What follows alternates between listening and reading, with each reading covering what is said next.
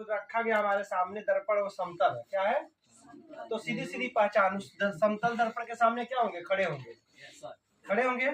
अगर प्रतिबिंब वस्तु के बराबर ही बनता है, आकार का क्या बनता है? बराबर। जितना बड़ा वस्तु उतना ही बड़ा प्रतिबिंब बनेगा और सीधा बनेगा, तो वह दर्पण हमेशा समतल होगा। क्या होगा? समतल। कोई डाउट नहीं है। पुनः समझिए, अगर प्रतिबिंब वस्तु के बराबर ही बनता है साइज का और सीधा बनता है, तो दर्पण क्या होगा? समतल। समतल दर्पण से कभी भी उल्टा प्रतिबिंब नहीं बनता है, तो दर्पण समतल होगा। पता चल गया? ठीक है। उत्तल दर्पण की क्या पहचान है? उत्तल दर्पण की देखिए, ये दर्पण कैसा है? उत्तल है ना? कैसा दर्पण है?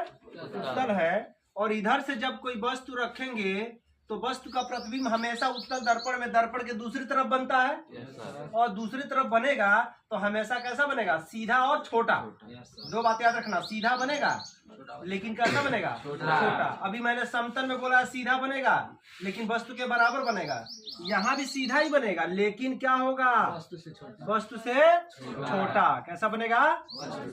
वस्तु से छोटा और आभासी।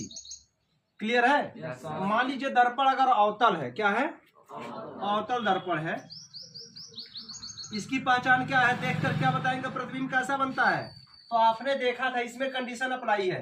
अवतल दर्पण में आपने देखा था कि जब वस्तु दूर है, वस्तु क्या है? दूर है, तो प्रतिबिंब कहाँ बनता है?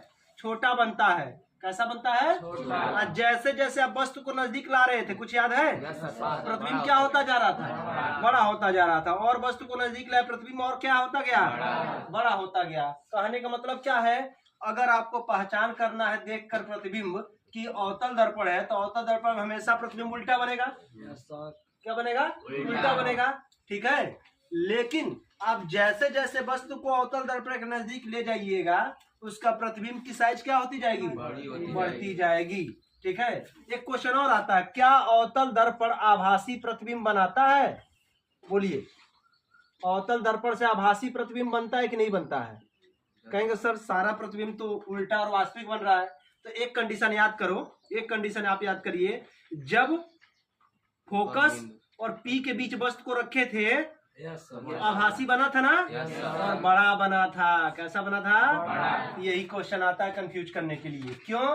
क्योंकि उत्तल दर्पण से हमेशा प्रतिबिंब आभासी बनता है लेकिन वहां छोटा बनता है। उत्तल दर्पण से हमेशा प्रतिबिंब कैसा बनता है? आभासी बनता है लेकिन वहां क्या बनता है? छोटा। और अवतल दर्पण से सभी प्रतिबिंब उल्टा बनते हैं और वास्तविक बनते हैं, लेकिन एक प्रतिबिंब है